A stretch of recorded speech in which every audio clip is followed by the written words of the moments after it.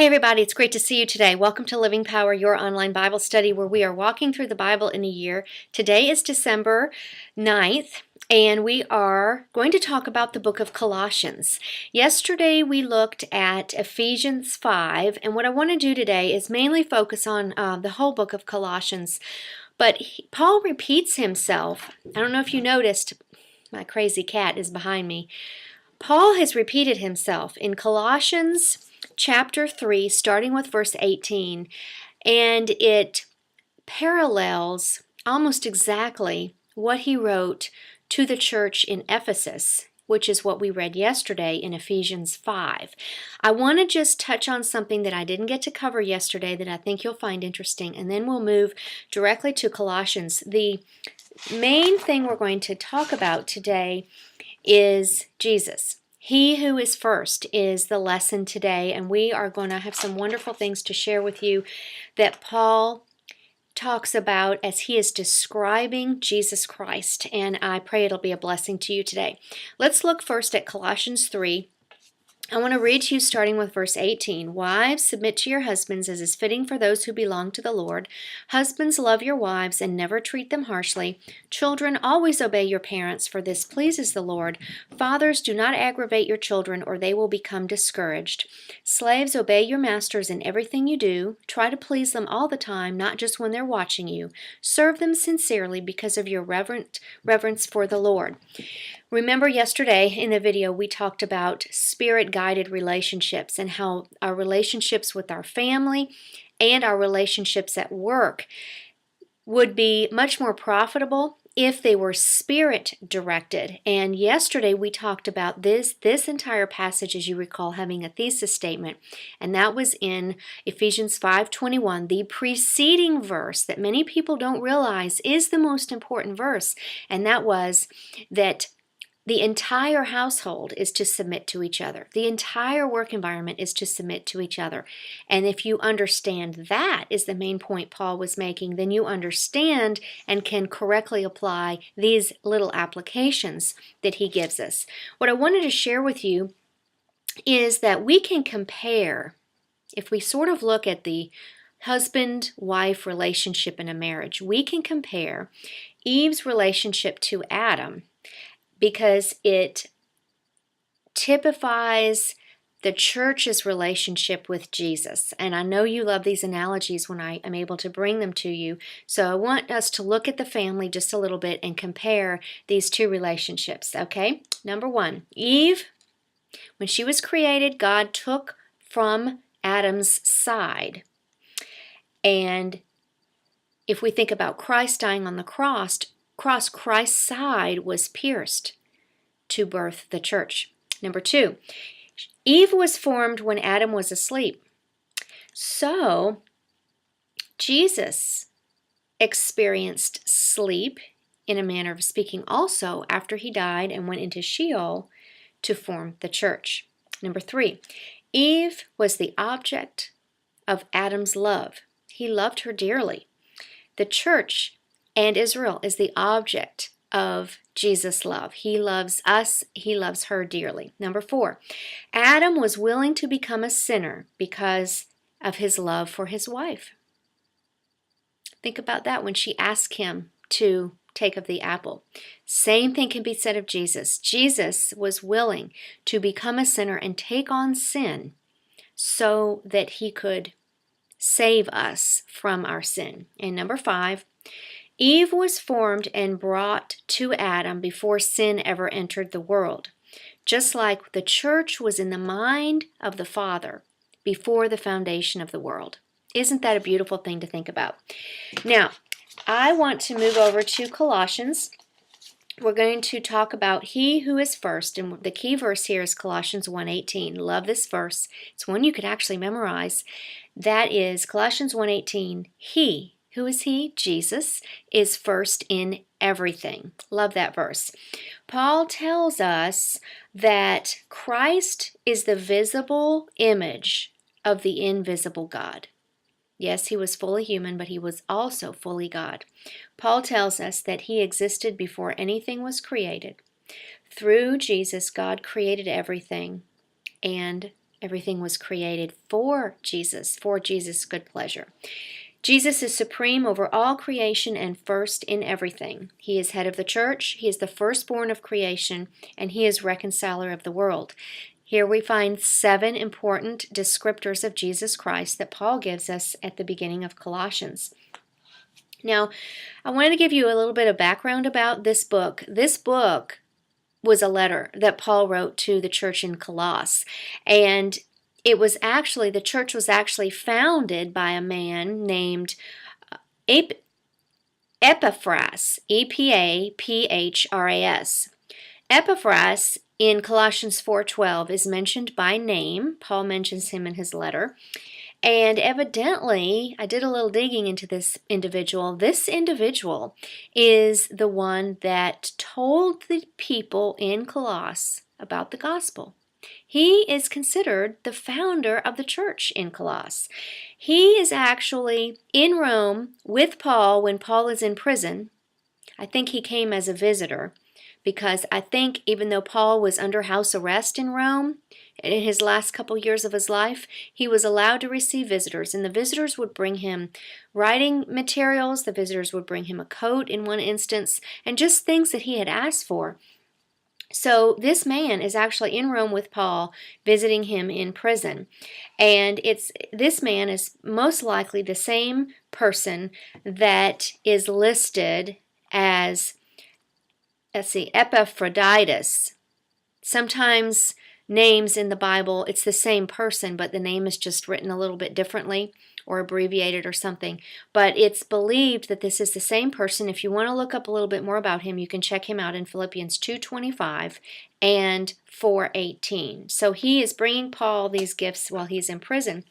And Paul mentions in the book of Colossus how appreciative he is of those gifts. Now, today Paul gives us something, a teaching about the mystery of the gospel. I want to have us talk today about defining this mystery, because Paul talks a lot about the mystery of the gospel in a lot of his books. Today we're going to uncover this. Now, the mystery of the gospel that Paul talks about, he refers to it as the mystery of Christ. It is not that the Gentiles would be saved. That wasn't a mystery. That is in bold print in many places in the Old Testament. This was not hidden from the world.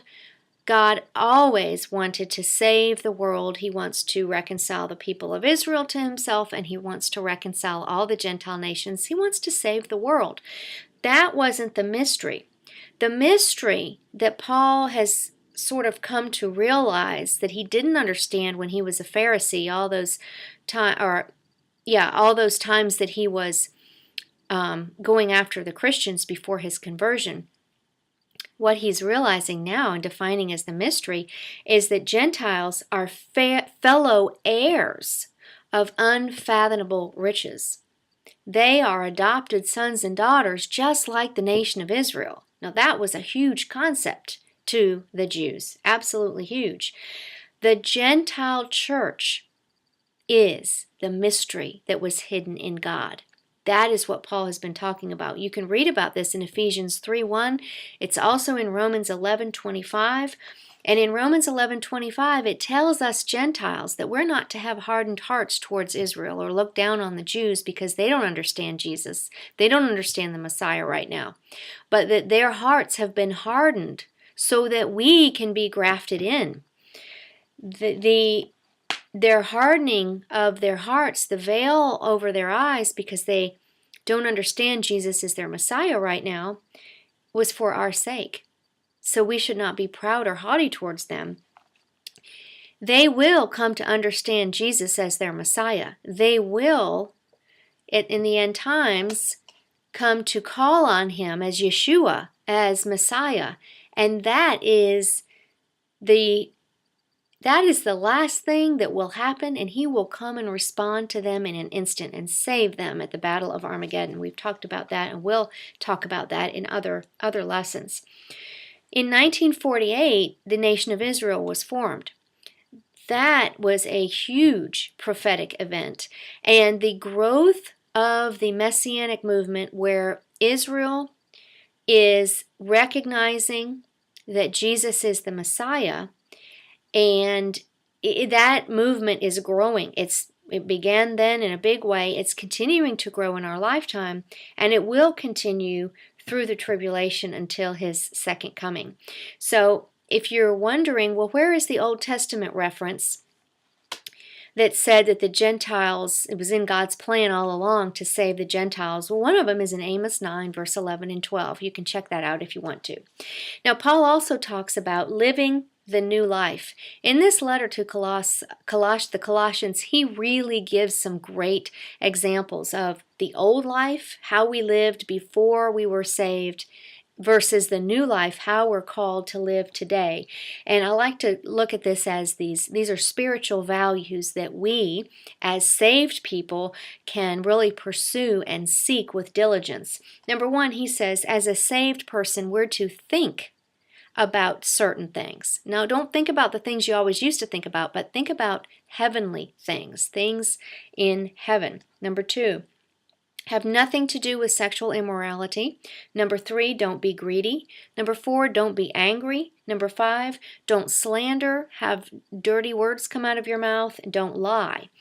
And those are sort of the don'ts, and Paul gives us today a reminder of some of the do's.